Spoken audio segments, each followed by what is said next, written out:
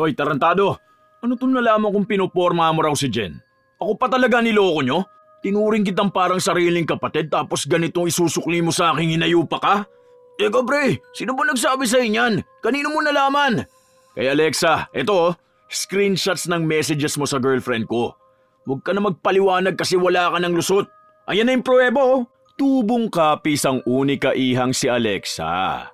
Lumaki siya sa may kayang pamilya kaya nasusunod ang halos lahat ng luho niya. Parehong nagtatrabaho sa gobyerno at may mataas na posisyon ng mga magulang niya. Naibibigay naman nila mga material na pangangailangan pati kapritsyo ni Alexa. Ngunit nang dahil sa pagkasubsob sa trabaho, hindi nila napagtuunan ng pansin ang paggabay sa anak. Nang dahil sa impluwensya ng mga katrabaho ni Alexa sa call center, nahilig na rin siya sa pagmumotor. Madalas niyang kasama sina Vito at Mark kapag magmumotor siya. Yo pre, tara! Rides tayo sa Sabado. Sakto, off nating lahat. G na tayo! Stress na tayo sa work eh. Mag-unwind naman tayo guys. Vito, sama mo si Jen ha? Sige G, beach tayo. Overnight? Uy, good idea. Makapagpahinga man lang at nauumay na ako sa mga reklamo ng mga kausap ko eh. Kakapagod din kaya. Nice. O G na, wala nang atrasan. Tsaka gusto ko rin kasing ipakita yung bagong motor ko sa inyo. Regalo sa akin ni na mami ng birthday ko. Sobrang solid talaga. Wow, yaman. O sige, kita-kita tayo sa Sabado. Pero sa ngayon, work muna tayo. Biyernes ng umaga, nakipagkita si Alexa kay Jen sa isang coffee shop malapit sa pinagtatrabahuhan niya. Magdadalawang taon na ring magkaibigan ng dalawa. Hindi si Jen yung tipikal na babae na kapag may kaibigang babae ang boyfriend niya, pagseselosan niya. Naging magaan na rin ang loob niya kay Alexa at tinuring niya itong matalik na kaibigan. Kaya halos lahat ng mga ganap niya sa buhay ay kinukwento niya kay Alexa. Hi girl, kumusta na? Ngayon na lang ulit tayo nagkita.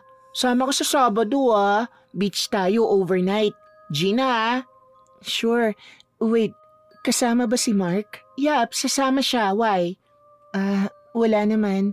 Biglang namula mga pisngi ni Jen nang marinig ang pangalang Mark. Bakit nga? Anong meron? Kasi may sasabihin ako sa'yo, Lex. Basta sa atin lang to ah. Huwag mo nang ipagsasabi sa iba. Lalo na kay Vito, promise? Alright, promise. Ano ba yon? I think nagugustuhan ko na kasi si Mark. Ilang weeks na rin kasi kaming nagchat-chat. Lagi naman kasing walang oras sa akin si Vito eh. Ayun, nagkapaalagayan kami ng loob hanggang sa umamin siya sa akin na gusto niya raw ako. Really? Kaya pala laging hindi sumasama sa rides namin niya si Mark. Umiiwas yata kay Vito. Teka, isasend ko yung messages sa akin ni Mark. Basahin mo kung gaano siya ka-sweet sa akin. Masyadong malayo kay Vito. Sabado ng umaga, nagkita-kita ang magtotropa sa kanilang tagpuan. Naunang dumating si Vito at Alexa. Nang maalala ni Alexa ang sinabi ni Jen sa kanya, hindi na ito nakapagpigil at nagkwento na rin kay Vito. Vitz, may sasabihin ako sa'yo, pero ipangako mo hindi ka magwawala at mag-ieskandalo rito ah. Sige Lex, ano ba yun? Tinatarantado ka ni Jen. Nakikipaglandian siya sa ibang lalaki. Ang nakakabanas doon, kilalang-kilala mo yung lalaki. Sino? May pruweba ka ba? Ay meron no. Eto. Si Mark? Babasagin ko ang bungo ng demonyong yun. Tinuring ko siya na parang sariling kapatid tapos ganyan na igaganti niya sa akin. Sisirain ko ang buhay niya. Oh, kalma lang. Huwag ka muna magwala rito. Mamaya na lang pagdating natin sa resort. Saka mo sila kumprontahin kapag magkakaharap na kayo. Sa ngayon, kumalma ka muna at may tamang oras para ilabas mo ang sama ng loob mo. Kung gusto mo, hulihin natin sila sa akto mamaya. Sige, kapag napatunayan kung totoo yung sinasabi mo, sigurado kung pagsisisiyan nilang niloko nila ako. Pagkatapos ng ilang minutong pag-uusap ng dalawa, dumating na si Mark at Jen ang magkasama. Sinubukan ni Vitong kumalma, ngunit bakas pa rin sa mukha niya ang galit. Kaya pinili na lang nitong itikom ang bibig niya at magplano kung paano niya mahuhuli si Jen at Mark sa akto. Hindi kinibo ni Vito si Jen na nakapwesto sa likod niya sa buong biyahe. Ipinagtaka naman ng babae ang pananahimik ng kanyang boyfriend. Babe, okay ka lang ba? Anong problema? Wala. Narinig naman ni Alexa ang paninigaw ni Vito kay Jen. Napangiti ito. Nang makarating na sila sa resort, nagpasok muna sila ng gamit sa kanya-kanyang kwarto at humilata muna sa kama saglit. Nag-chat si Alexa kay Vito. Nagyaya itong kumain at maglibot sa resort. Yo, Vits, food trip tayo mamaya. Maglakad-lakad na rin tayo pampababa ng kinain. Ayokong kumain, kain na lang. Alam ko na kung paano natin sila uhulihin mamaya. Okay, paano? Iwan natin sila, pero bantayan natin ang bawat kilos nila. Sige, Vits, sasamahan kita riyan sa plano mo. Pagkagat ng dilim, nagsama-sama na sila para maghapunan. Jen, labas muna kami ni Vits ha. Bili lang kami ng alak para may pangnomo tayo mamaya. Dito muna kayo ni Mark ha. Tara na, Vits. Sige, tara. Nang napaniwala na ni Alexa sina Jen na aalis sila para bumili ng alak, nagtago na silang Vito para mahuli sina Jen at Mark na may ginagawang kalokohan. Pagkatapos lang ng ilang minuto, biglang nagsalita si Mark na narinig naman ni na Alexa. Jen, hindi ko na talaga kayang pigilan ang nararamdaman ko para sa'yo. Kaibigan ko si Vito, pero mas pipiliin kita kaysa sa kanya. Mahal kita, Jen. Mahal din kita, Mark. Ikaw lang ang laging nandyan para sa akin. Mas nararamdaman pa nga kita kaysa kay Vito. Kapag siya ang kasama ko, ikaw naman ang naiisip ko. Sabihin na natin sa kanya ngayong gabi. Huwag na natin siyang lukuhin. Nanginig ang laman ni Vito nang dahil sa galit sa panlulokong ginagawa ng dalawa sa kanya. Hindi niya na napigilan ang sarili nang niyakap ni Mark si Jen. Sinugod ni Vito si Mark at sinuntok ito sa mukha. Hayop ka? Kailan niyo pa ako niloloko ha? Itinuring kitang parang sarili kong kapatid tapos ganitong gagawin mo sa akin? Wala akong ginawang mali sa'yo, Mark. Ano ba nagustuhan mo rito kay Jen? Wala naman tong pera eh. Libo-libo na nga ang utang ng hinayupak na to sa akin. Kasi totoong mahal niya ako. Binibigyan niya ako ng oras. Hindi katulad mo. Puro ka nalang ride sa trabaho. Ni hindi ko na maramdaman na mahal mo ko. Ni wala kang pakialam sa akin. Sinuportahan naman kita sa mga gusto mong gawin sa buhay mo pero kinalimutan mo pa rin ako. Ano na lang pala ako sa buhay mo? Anong klaseng utak meron ka? Ako pa ngayon ang may kasalanan kaya lumandi ka sa iba? Sana sinabi mo sa akin yung mga hinaing mo para sana nasolusyonan nating dalawa yung problema mo. Hindi yung nagpapakamot ka sa iba. Ang katimong babae ka. Pre, huwag mo naman pagsalitaan ng ganyan si Jen. Mali ang iniisip mo sa kanya. Isa ka pa. Traidor kang hinayupa ka. Sinamantala mo may problema kami ni Jen. Imbis payuhan mo siyang kausapin ako. Anong ginawa mo? Binaby mo para maagaw mo siya sa akin. Pre, balak naman talaga namin sabihin sa'yo eh.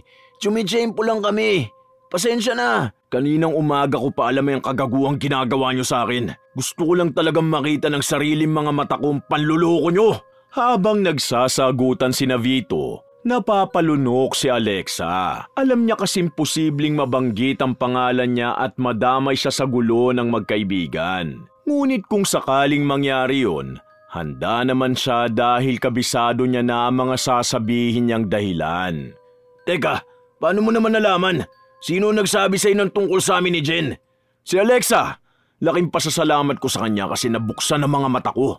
Nakita ko kung anong klase mga tao kayo. O ito, ebidensya. Messages mo sa girlfriend ko. Kaya wala ka ng lusot kahit ano pang gawin mong pagpapaliwanag. Pinagkatiwalaan kita, Alexa. Traidor ka. Pasensya na lang tayo, Jen. Kaibigan ko si Vito eh. At kailangan niyang malaman ang panlulokong ginagawa niyo sa kanya. Alam niyong mali ang ginagawa niyo, pero tinuloy niyo pa rin. Pues, ito na ang resulta ng pinaggagawa niyo. Simula ngayon hiwalay na tayo, Jen. Ito na ang huling pagkikita natin. At ikaw namang hinayupa ka. Di na kita kaibigan. Magkalimutan na tayo. Huwag kang lalapit sa akin kundi babasagin ko yung mukha mo. Tara na, Alex. Pinili na lang ni Alexa at Vito na umalis sa resort at mag-rides ng gabing yun. Lunes ng hapon, nagkita sina Alexa at Vito bago pumasok sa trabaho. Kinumusta ni Alexa ang kaibigan at nakita niya na bakas pa rin sa mukha nito ang galit at lungkot nang dahil sa nangyari. Kaya isang ideya ang pumasok sa isip niya para makaganti kina Mark at Jen. Gusto mo bang maparusahan at makaganti sa dalawang traidor na yon? Oo, dapat nilang pagbayaran ang ginawa nila sa akin. Paano? Ano naisip mo? Di ba meron tayong video nung nagyayakapan sila at nag-aminan sila sa isa't isa? I-post natin yun sa social media. Tignan na lang natin kung may mukha pa silang ihaharap sa mga tao. Oo, tama. Nandito pa yun sa akin.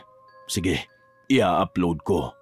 Hindi na nga nag-alinlangan si Vito at in-upload niya sa FB ang video ng dating kasintahan at kaibigan. Napangiti ulit si Alexa na para bang umaayon sa kanyang plano ang lahat ng nangyayari.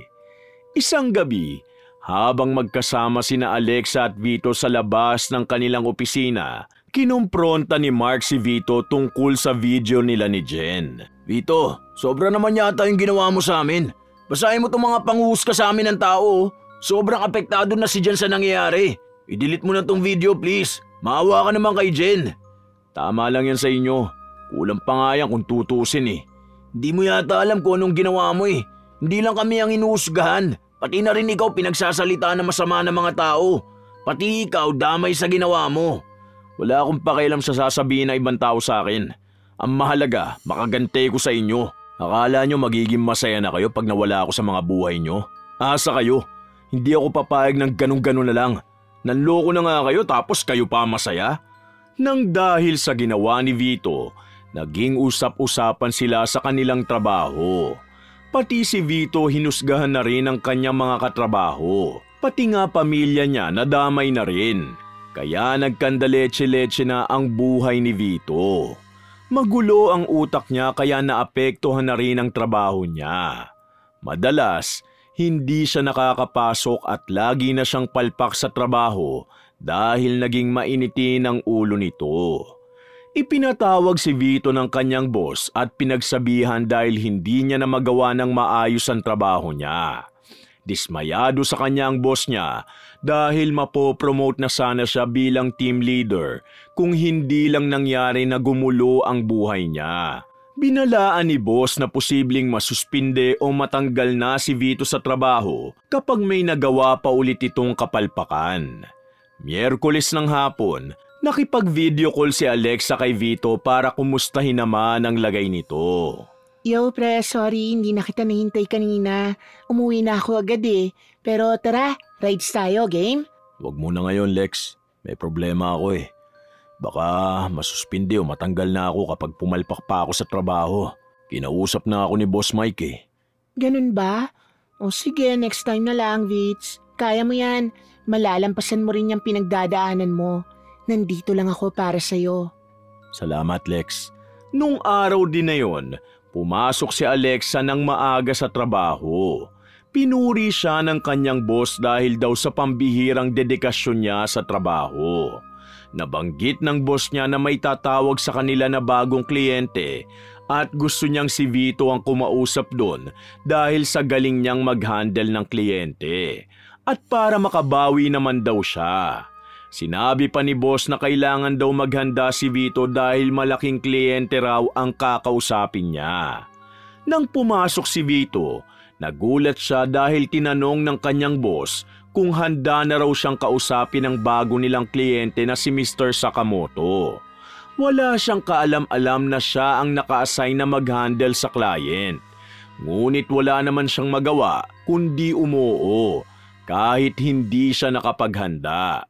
Nung oras na para kausapin si Mr. Sakamoto, nilakasan na lang ni Vito ang kanyang loob at sumabak na sa trabaho.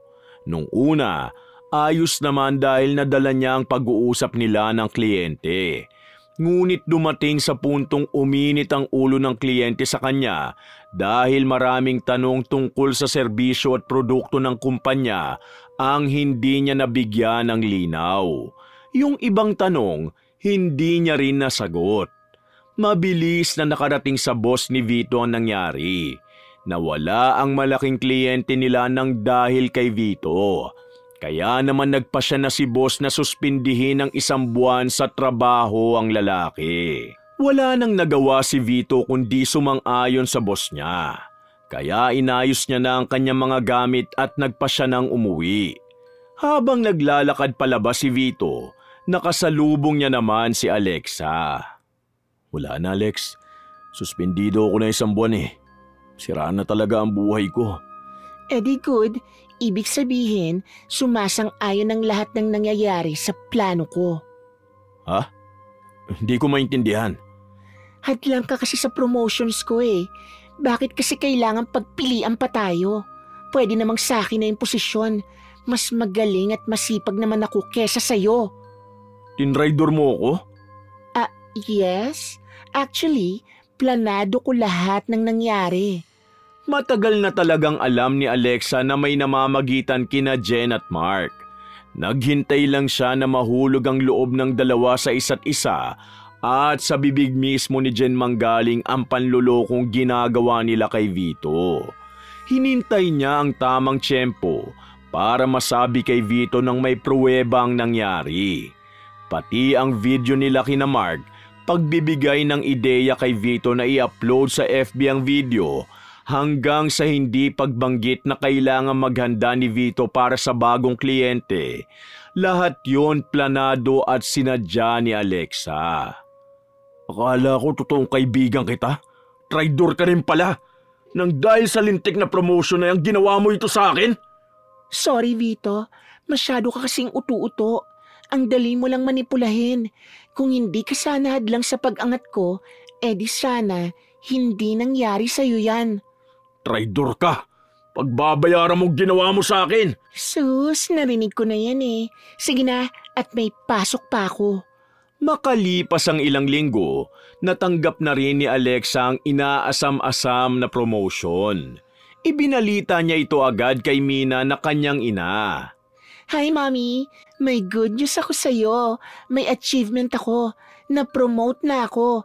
Team leader na ako sa office namin. Really? Congrats. Sige na, lumabas ka na muna. Kailangan ko na magpahinga at maaga pa ako bukas. Good night. Nalungkot si Alexa sa sagot sa kanya ni Mina. Kahit kailan kasi, hindi niya pa narinig na magsabi ang mga magulang niya na proud sila sa sariling anak. Halata ring nagmamadaling makipag-usap ang kanyang ina na si Mina at hindi ito interesado sa kwento ng anak na si Alexa. Isang araw, nagising na lang si Alexang nilalagnat. Mabigat din ang pakiramdam ng ulo niya na para bang pinipitpit. Uminom agad siya ng gamot, kaya lang hindi pa rin bumuti ang pakiramdam niya. Kahit na ganun, pumasok pa rin siya sa opisina. Nagdala na lang siya ng kumot at mga gamot. Pagdating niya sa trabaho, nabalitaan niyang hindi pumasok si Mark dahil masama rin ang pakiramdam nito. Nasabi niya na lang sa sarili na marami talagang nagkakasakit at iinom na lang siya ng gamot para gumaling siya agad. Ngunit sa paglipas ng oras, hindi pa rin nagiging maayos ang pakiramdam niya. Kaya nang makita na ng boss niya ang kalagayan niya, pinatigil muna nitong magtrabaho si Alexa at pinagpahinga muna. Pagkalipas ng ilang minuto, nagpasya nang umuwi si Alexa. Pinilit niya pa ring magmotor sa kabila ng nararamdaman niya. Muntik pa siyang maaksidente dahil sa mabilis na pagmamaneho nito. Pagdating niya sa bahay, dumiretso naman agad siya sa kanyang kwarto. Sa pagkakataong ito, masama pa rin ang lagay ni Alexa. Mataas na ang lagnat niya. Nananakit na rin ang ulo at tiyan niya. Kaya naman tinawag niya na ang kasambahay nilang si Manang Lourdes upang magpatulong. Manang, ang sama po ng pakiramdam ko. Tulungan niyo po ako. Tawagan niyo si Mami. Baka pwedeng dali na ako sa ospital. Uminom na po ako ng gamot pero hindi pa rin ako gumagaling. Nang malaman ni Mina ang kondisyon ng anak, agad naman itong umuwi para dalhin si Alexa sa ospital. Nakausap nila ang doktor. Ang tanging rason daw kung bakit nagkakaganon si Alexa ay dahil sa unhealthy lifestyle niya. Nabanggit kasi ni Alexa na araw-araw siyang puyat dahil sa trabaho niya sa call center. Naninigarilyo at umiinom din ng alak. Niresetahan na lamang ng mga gamot pampawala ng sakit ng tiyan at ulo si Alexa. At pumayag naman ng doktor na umuwi si Alexa at sa bahay na lang magpagaling.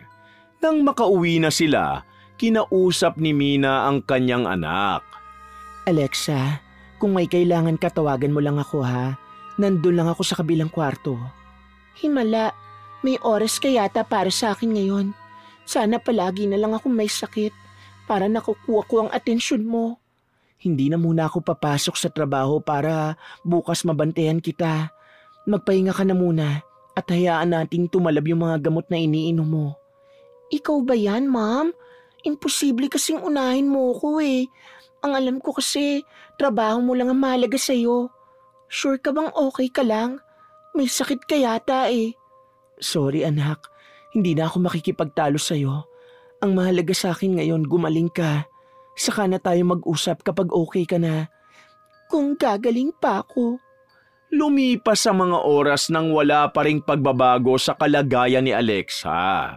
Sa katunayan, palala pa nga ito ng palala dahil may mga bulutong na rin siya sa mukha at katawan sa hindi pa makumpirmang dahilan. Kinausap ni Mina ang kasambahay nilang si Lourdes na dalhan ng gatas at pagkain si Alexa sa kwarto niya. Hindi ko na alam ang gagawin ko, Lourdes. Dinala ko na siya sa ospital pero wala namang naibigay na sapat na eksplanasyon ng doktor tungkol sa nangyayari sa kanya. Mukhang hindi rin tumatalab ang mga gamot sa kanya. Sobrang nag-aalala na ako para sa anak ko. Sinabi ni Lourdes na baka makatulong siya kay Mina. May alam kasi siya sa panggagamot. Kung hindi raw si Alexa magamot ng doktor, baka raw malakas na albularyo na ang kailangan ni Alexa at maaaring kinulam daw siya. Hindi na nag-aksaya ng oras si Mina at nagtiwala na lang kay Lourdes. Kaya hinanda na nila mga kakailanganin sa panggagamot, mga tuyong halamang gamot, asin, katas ng halamang gamot, at papel na may mga malalakas na orasyon. Lourdes, ikaw nang bahala ha. Alexa anak, magdasal tayo. Nangihina na ako. Hindi ko na yata kaya, ma'am. Tatagan mong loob mo anak. Kaya mo yan. Nandito lang ako sa tabi mo. Mamaya nandito na rin ang dad mo. Pauwi na siya. Manalig ka lang sa Diyos na gagaling ka. Hindi ka niya pababayaan. Hawakan mo itong rosaryo anak. Sabayan mo akong magdasal. Nagsimula na si Lourdes sa pagpapausok ng pinatuyong halamang gamot at kamangyan sa buong kwarto ni Alexa.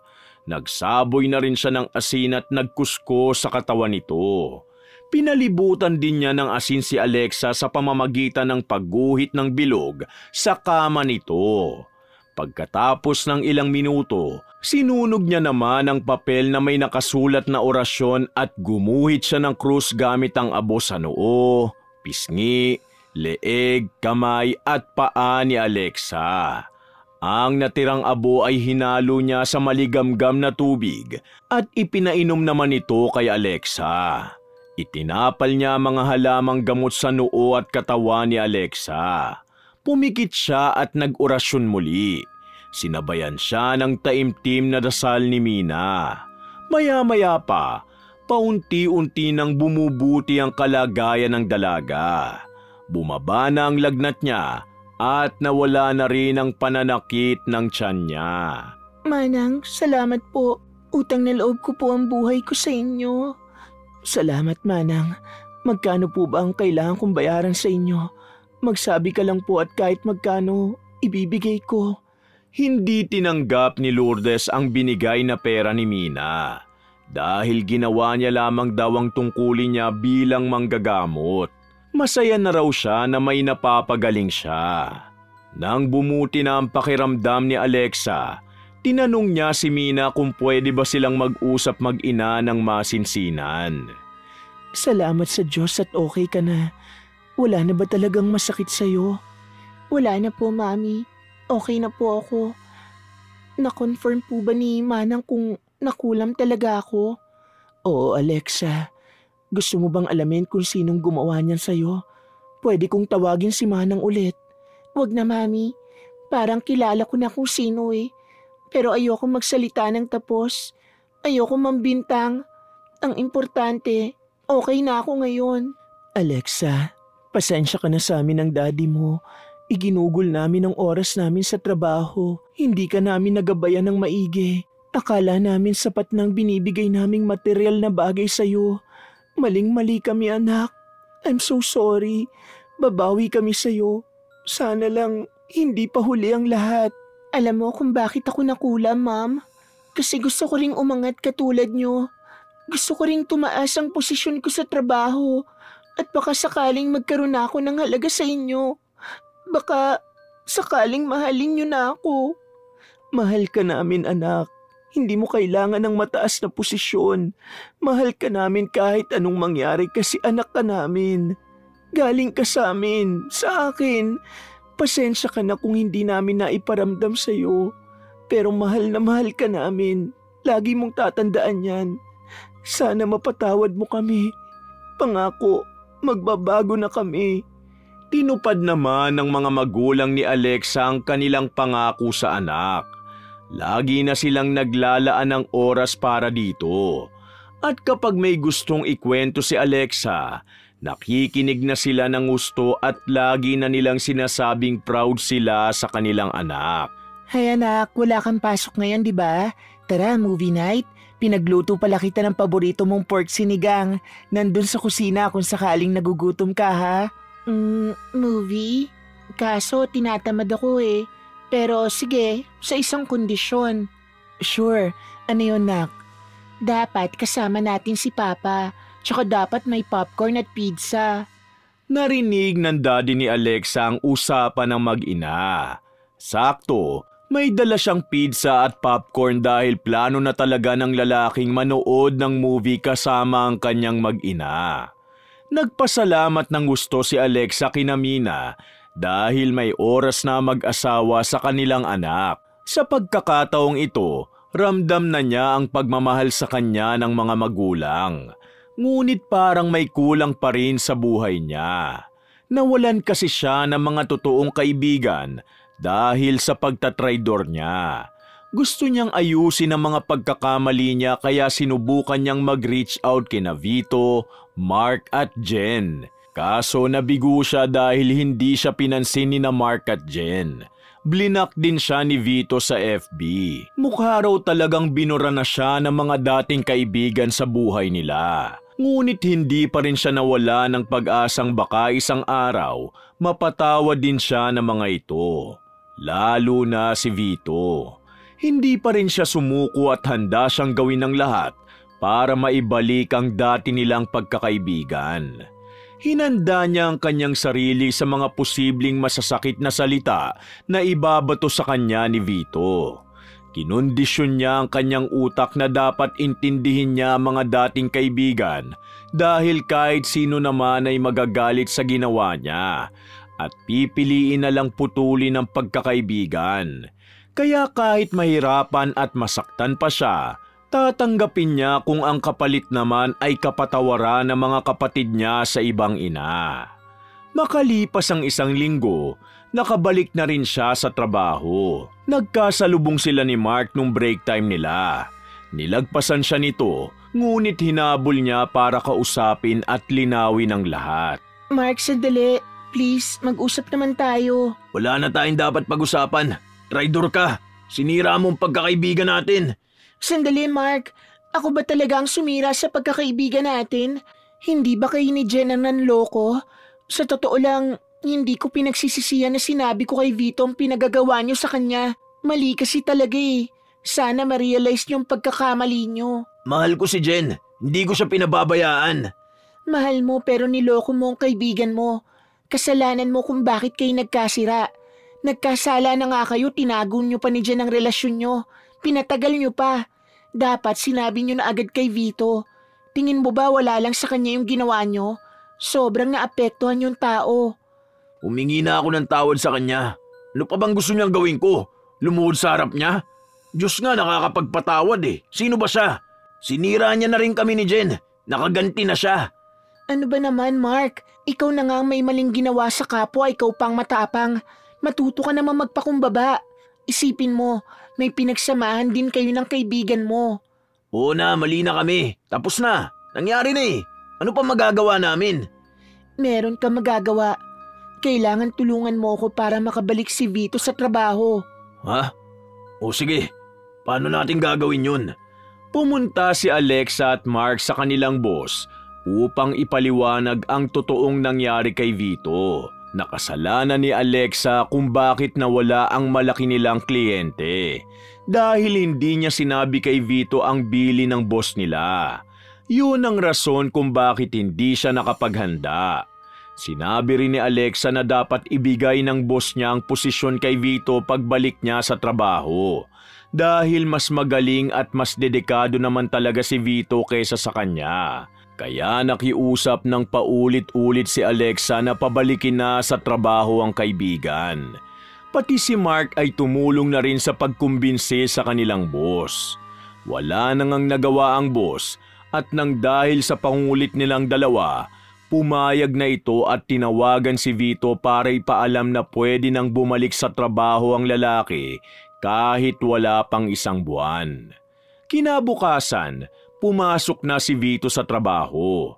Agad naman siyang kinumpronta ni Alexa. Hi Vito, ikaw ba ang gumawa nun sa akin? Ikaw ba ang kumulam o nagpakulam sa akin?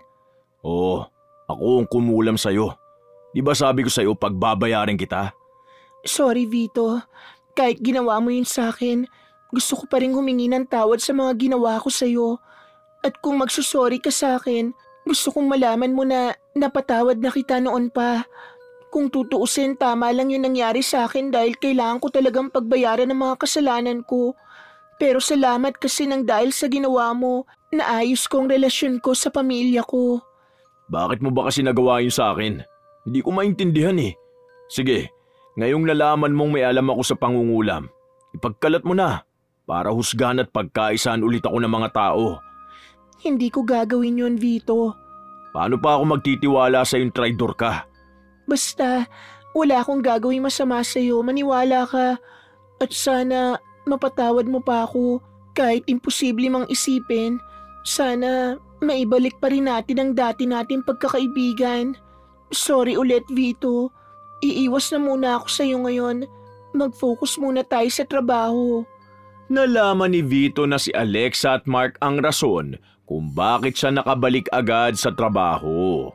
Lumipas sa mga araw na wala pa ring kibuan ang tatlo. Tinutukan lang nila ang kani-kanilang trabaho. Naghiwalay na sina Mark at Jen. Kung ano ang ginawa ni Jen kay Vito, inulit niya kay Mark.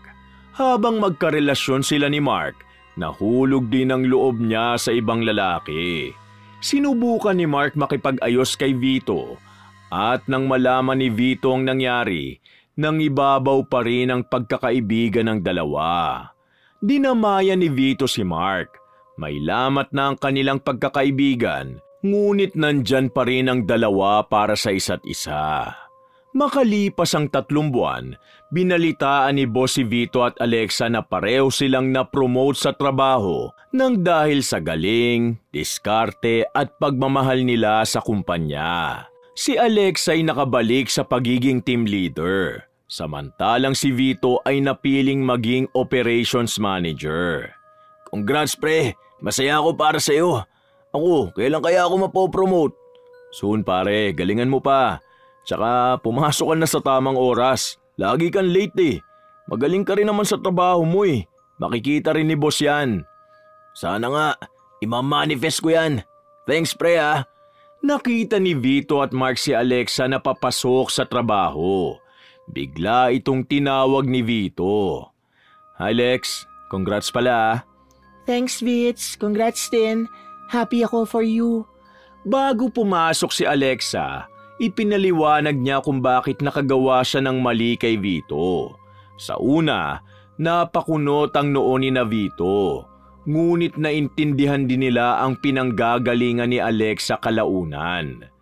Paunti-unti ay nagamot na ang lamat sa kanilang pagkakaibigan, pati na rin ang sugat na dulot ng nakaraan. Handa silang ipaglaban ang kanilang pagkakaibigan kahit paanong lalim ng sugat nila. Lahat naman ng sugat ay naghihilom din ng dahil sa pagmamahal. Sa kaso nilang tatlo, ang totoong pagkakaibigan ang tumulong sa kanilang mag-heal at mag-grow. Guys, tara, rides tayo sa Sabado. Ano, G? Wala naman tayong pasok eh. G, sige, saan tayo pupunta? Kahit saan, basta kasama ko kayong mga kapatid ko. Pero papaalam muna ako kina mami ha. Alam nyo naman yon, bigla-bigla na lang nagyayaya kung saan-saan basta magka-oras sila. Ay, teka, bakit kaya hindi na lang natin sila isama? Great idea, para makilala na rin nila kayong mga bugoy sa buhay ko. Ayos, sige. Bali, magkukotse sila, tapos syempre tayo, magmomotor. Oo naman, lady rider yata to. Sa Sabado ha, chat-chat na lang kung saan tayo magkikita. Oy kayo ha, baka kapag nakakita na naman kayo ng chicks, sabay nyo na namang matipuhan. Madala na kayo ha. Naku, hindi na talaga mauulit yung nangyari dati. Inakbayan ni Alexa ang dalawa. Dapat lang, wag na nating hayaan na may makasira sa friendship natin kahit anong mangyari. Nakikita ko yung future natin, na kahit may mga kanya-kanya na tayong buhay, kahit matanda na at uugod-ugod na tayo, magkakaibigan pa rin tayo. Magkakapatid pa rin ang turing natin sa isa't isa. Wakas!